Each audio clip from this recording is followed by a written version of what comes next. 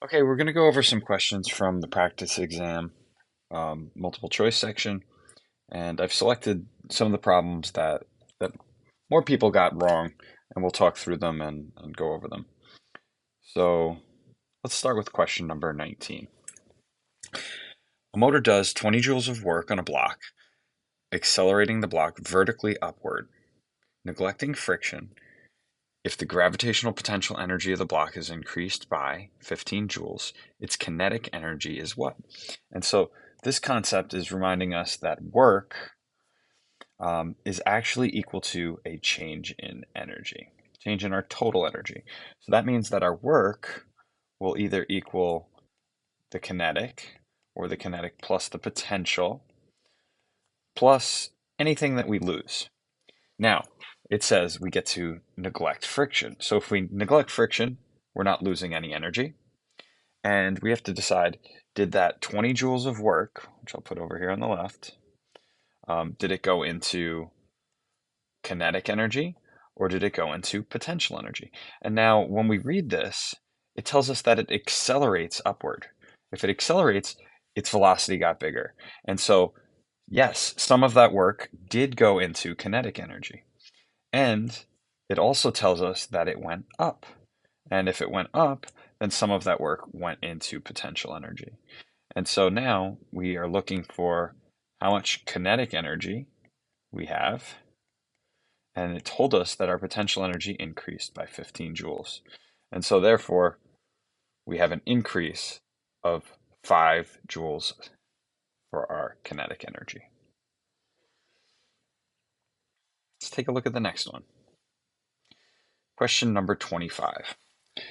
Which waves require a material medium for transmission? Okay, so if it says material medium for a wave, that just means that it's a mechanical wave. And mechanical waves are any waves that have to travel and stuff. Your waves on strings, right? Because you need the string for the wave to be there. Ocean waves, because it needs the water for that wave to travel through. Even sound waves need air to travel. That's why we have no sound in space. But all electromagnetic waves can travel through empty space. They do not need a medium because they're just a wave formed out of a magnetic field and an electric field. And so I pulled up this section of the reference table for our electromagnetic spectrum. And every one of the waves mentioned on this are electromagnetic waves. And so light waves, those are everything in this section, right? All of our colors of the rainbow. And they fall within this tiny little sliver of the electromagnetic spectrum, but they're all electromagnetic waves. And the only difference between those light waves that we can see and things like radio waves is just our wavelength. So radio waves are also electromagnetic waves. They're just the same electric and magnetic fields, but just stretched out with really long wavelengths. And so that's also an electromagnetic wave. And microwaves, also electromagnetic wave, requiring no medium. And so the only thing that requires a medium, I kind of mentioned it at the beginning, are sound waves. Sound waves are not on the electromagnetic spectrum. They require air or some other medium, right? We can have sound travel through the water, but there are no sound waves in space. And so that's why it is a mechanical wave, which requires a material medium. Okay, let's see the next. All right, we're looking at question 30 here. When an isolated conductor is placed in the vicinity of a positive charge, the conductor is attracted to the charge. The charge of the conductor. Okay, so we've got this conductor. Let's see. So the conductor doesn't tell us our shape, but let's make it blue. And it's in the vicinity of a positive charge. So let's put this positive charge here. Okay, they're near each other. Now, this tells us that this conductor is pulled this way. Now, we know that opposites attract. So this could be a negative charge. Okay? It could be, but it doesn't have to be. So we immediately eliminate that it must be a positive, right? We know a positive wouldn't be attracting, but it could be a negative. But there's also another thing that's attracted. Remember, neutral charges, which are made up of many, many, many positives, along with an equal number of many, many, many negatives. If this object is a conductor, then these negatives um, can move around and they're pulled towards the side that has that positive. And since all those negatives get pulled closer, if we analyze the left side of this, it's mostly negative. And conversely, the positives that got left behind are making the right side positive. And so this is called polarizing an object. Overall, the charge of this object is still zero. It's still neutral. But there's more negatives on the left.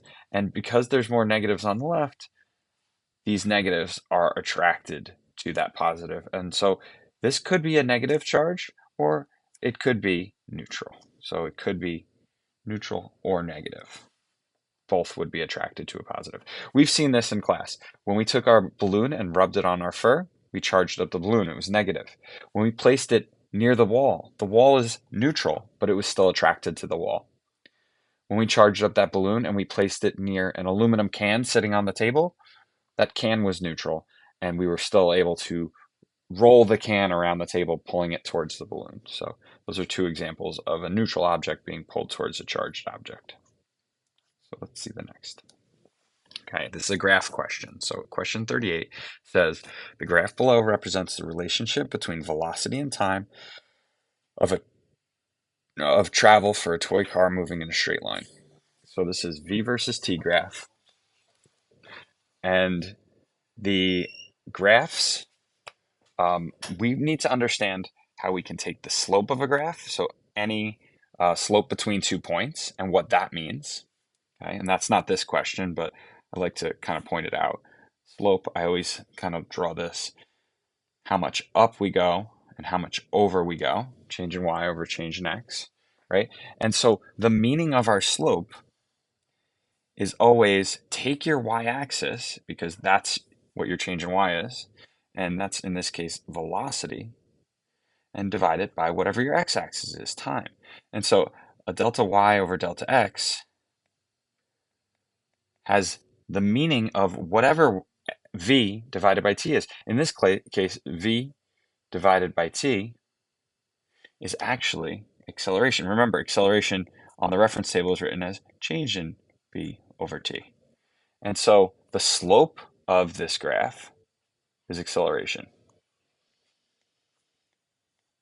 Okay, so that's the mistake a lot of people put. They just put acceleration because they knew velocity versus time is connected to that. Now, we can also look at the area on these graphs. Area under a graph, in this case, that's the area of a triangle. You could find it with 1/2 base times height.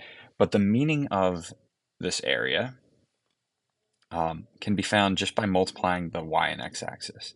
So area's meaning, and this is going to be our y-axis times our x-axis. In this case, that's going to be v times t. And if you remember our velocity formula, v equals distance divided by time. And when you cross multiply this, you can see that v times t is displacement. And so that's what this is. It's a distance or a displacement or how far the car has moved. And so you'll see these understanding slope for a graph and understanding area for a graph for many types of questions other than velocity versus time questions. I'll give you a quick example. If you saw a force versus distance graph, lots of times they'll ask you a similar question about the area under a force versus a distance graph. Use the same strategy. Okay, I know the area has the meaning of whatever y times x is. This is y-axis of force, x-axis of distance, and the meaning of this is going to be work, because work on your reference table, you can look it up and find that force times distance has a meaning of work. Okay, so obviously not part of this question, but the concept of slope and area of graphs, the same strategy applies. Let's look at the next one. Okay, this is one diagram with two questions asked. So we're looking at a standing wave. Hopefully you could see that right away at the picture. You should have a picture in your head of what a standing wave looks like and how you've made standing waves on slinkies before. And then let's read this question. One end of a long spring is attached to a wall. A student vibrates the other end of the spring vertically, creating a wave that moves to the wall and reflects back to the student, resulting in a standing wave in the spring as represented below. What is the phase difference between the incident wave? Okay, so incident wave is the wave that's moving to the right, and the reflected wave, and that's the wave that's bouncing back. Now, we don't see that motion anymore. You see it at the start when you first send a couple pulses down. You see them go to the wall, hit the wall, and bounce back. But as soon as you kind of tune the system and it creates a standing wave, that motion stops. You don't see that pulse headed towards the wall anymore, and that's why they call it a standing wave. Okay, and so at point P, um, hopefully you again have this picture in your head. The slinky can be in this blue position, and then at a moment later, you know, it will straighten out as it's headed towards the opposite position where it would be down, up, down, and it bounces back and forth between those positions. But if you notice on the blue wave, the orange wave, and the green, they're all sitting at that same point. So there's no motion here. No motion means that this is what we call a node. And nodes have no motion because there is always an equal amount of um, wave above the equilibrium position as below. They perfectly cancel each other out. Perfectly canceling out means that they are in destructive interference, perfect destructive interference. They're canceling each other out completely. Now, how can you get perfect destructive interference? Well, when you have a peak and a trough, and that would be exactly 180 out of phase, right? If you looked at a single wave, right, from here to here is exactly half a wavelength apart, which is 180 degrees. Now, what is the total number of antinodes?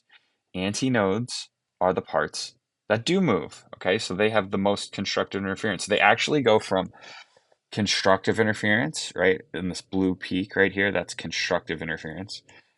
And when this moves headed towards orange, there's a moment of complete destructive interference when they kind of cancel out for a moment, but then it goes to constructive interference again when it bounces downward, still constructive. So it bounces back between constructive, destructive, back to constructive. And that's the antinode. You get a lot of movement up and down. And the antinode, there are one that I just kind of marked, one here, and one here, and one here, where that bouncing happens. So there are three antinodes. All right, let's move on to the next one.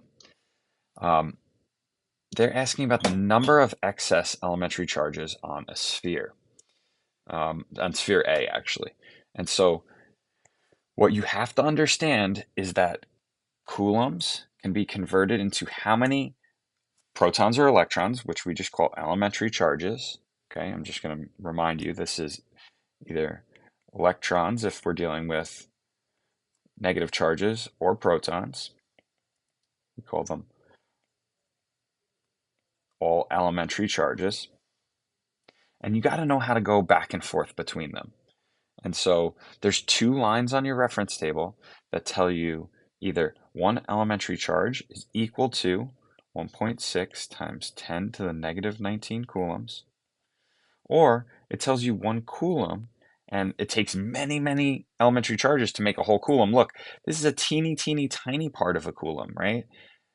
And so you're going to need millions and millions and millions of electrons to add up to be 1 full coulomb. So it actually is 6.25 times 10 to the 18 elementary charges. So that's a lot of electrons or protons. Okay. And so how many excess elementary charges are on sphere A. So those elementary charges that we're talking about, in this case, since sphere A is positive, these are protons, okay? And how many do we have? Well, we can just take that 4 times 10 to the negative 6 coulombs, and we have to do a unit conversion, okay? We're going to convert that into elementary charges. And so to do a conversion, coulombs have to be in the bottom, elementary charges have to be on top. This allows coulombs to cancel, and then we get our answer, which will be in elementary charges, the units that left behind. And so what goes into this green fraction here? You get to pick. You can say 1 elementary charge and 1.6 times 10 to the negative 19 on bottom.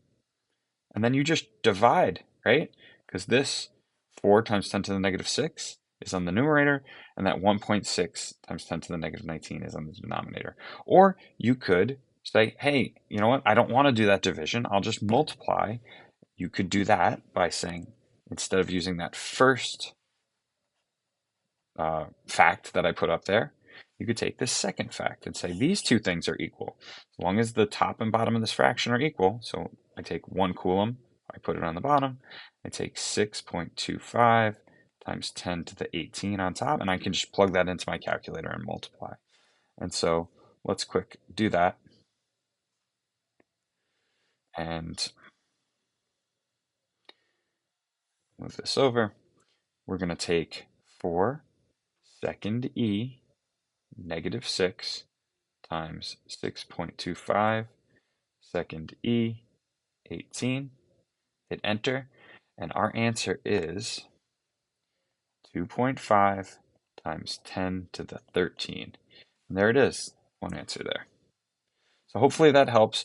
You do need to make sure you understand how to go either direction here, either coulombs to elementary charges or elementary charges converted into coulombs. That'll help you on a lot of different types of problems.